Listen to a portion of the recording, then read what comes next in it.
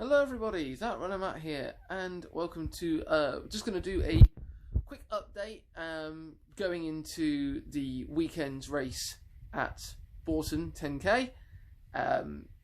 Just got a couple of things I wanted to go through that I sort of have forgotten, and I want to get this out quick, so it's just going to be on the phone, just going to be off the cuff, so might be a little bit iffy, but we'll crack on and we'll see how we go. So, couple of things first.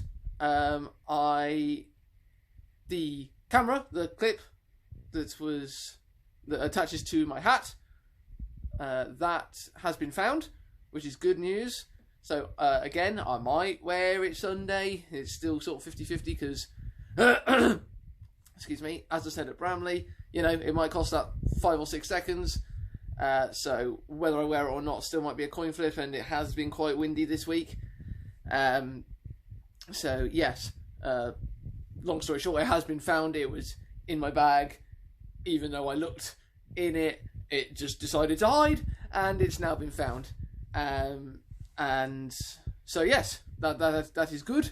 And I can have it back on the head for what will be Uni Park's park run tomorrow, because kind of obviously, if you looked outside at any point this week, the weather has once again got Whitney cancelled.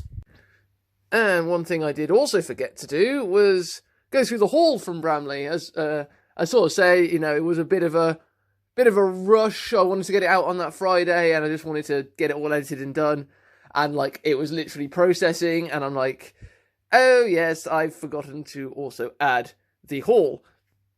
So there's the number, very very nice, pretty coloured number. The yellow representing the 10-mile run, and I didn't find out until that gentleman ran past to do the second lap for the 20 that the 20-mile numbers were blue.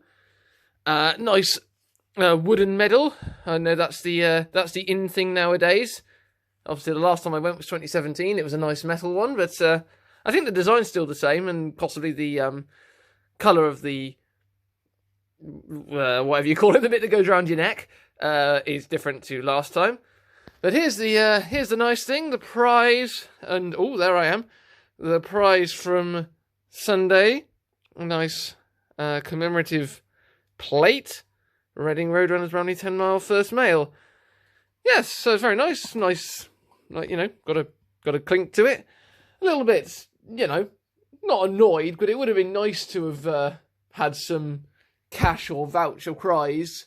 You know, it was 30 quid for a 10-miler, so I thought some of the money might have been reinvested into that, but you know, that's their choice. We can't have it all our own way, and you know, it's a nice prize in any case. Yeah, I'm just happy with the win. So as I mentioned, Bourton is this Sunday. It's looking a bit windy. The weather not great in general. Currently 60 to 65% chance of rain on the Sunday. So I'm just gonna go through some targets now, just so in case the weather is bad on the Sunday and I can't get the camera out, and you know, let's just do it now. So plan of action, just the target, sort of a goal, is sub 32. If it happens, beautiful. It's going to probably be a similar situation to Bramley, in that there is a chance that there'll be 1 or 2 people, or maybe even a group, that will be going at that pace, if not a touch faster. Last year it was one in, I want to say 31:40, 31:30, something like that. So it might just be a case of if that person is there again, running that time, then just hold on. Because what sort of has happened in the past 2 years is there's a huge group. There's about 10-15 of us that were going for sub 33. I think this was last year, maybe even the year before. But there was a huge group of us going for this sub 33. Thankfully, you know, I managed to break away last year and get the... God, what time did I do? It's my PB, I should know it. 32:30. So yeah, it's as simple as that. That is the plan. If the speed sessions are anything to go off from the last 2 weeks, if you don't follow me on Strava, do that. I did 3 by 1 mile off 2 minutes, and then 2 by 800 off of 90 seconds, and the average pace for those reps were 5:08 a mile, which is, pretty much bang on sub 32. It's like a 31, 54, 55, depending on sort of, if you're like a 5:08.1 or a 5:08.7, per mile, that makes a lot of difference whether it's a point. That's 6 seconds. That could be the difference between a sub 32 or not. So, yeah, I mean, Tuesday gone, the reps were the pace was the same for the actual reps. The 800s, my 2 800s were actually slower per mile put together than the third mile, just because of how windy it was. The amount of wind behind me for mile 3, and therefore the amount of wind coming at me at mile 4, or the 2 800s, was that great that obviously I'm trying to put in that extra effort for the 8s, and it just, obviously it felt harder, but on the watch, it just wasn't making any difference. So, again, that's just part of training. It might happen on Sunday, so it's good that I know that I can average that pace going,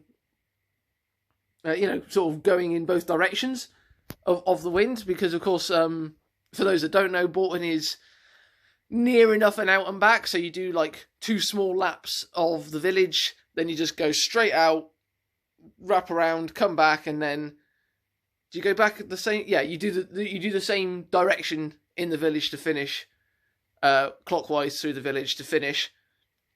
Because I never did it when they used to do it this other way. I think they used to do like 2 laps when you came back in, so the finish and like the next lap were like cut down the middle, and I think they just decided it was easier to just make sure, like, when you're coming back into the village, you're just crossing the line. You don't have to worry about going round again and getting in other people's way. So, yeah, it's good practice. Good, good mental training to say I can still average this pace even though it was windy. And I had a hat on, I had a jacket on, so that probably is maybe 1 to 2 seconds a mile. Who knows? So yeah, good mental boost from the 2 sessions on the last 2. Oh, I say Tuesday. I've been doing them on Wednesday now, obviously because I'm working Saturdays. I've essentially, Monday is like my second Sunday, so I've been doing another long run on the Monday. So the last 2 Mondays I've been doing 15 miles, and I've been thinking there's no point in doing the speed session on the Tuesday because I'm just knackered and it's not going to give me that benefit. So I've been taking the extra day to, obviously I'm still running, but just to recover from that longer run, and then do the speed session on the Wednesday, hopefully more recovered, which I think has worked. But I guess we'll see on Sunday. So I think that will about do it. That's Bramley, I think, fully covered. Camera found. Hall. Oh, Hall, yes. I didn't mention the Kit Kat bar, which was very nice. Obviously, I've already eaten it. It was a Kit Kat and a banana. Obviously, the banana had to be eaten quite quickly after, otherwise it will go bad. And the Kit Kat, I think I had the Monday after the longer run. And then, yep, Bourton covered. Speed sessions covered. I think we're all good. So I will see you in the Uni Parks parkrun video if you're there, because it's probably going to be another busy one again with all the cancellations. And if not, hopefully I will see you at Bourton on Sunday. Drop a comment if you're going to be at one or both, and if you're not, then why not? Like, share, subscribe, all the good stuff, and until the next one, trust the process. Bye.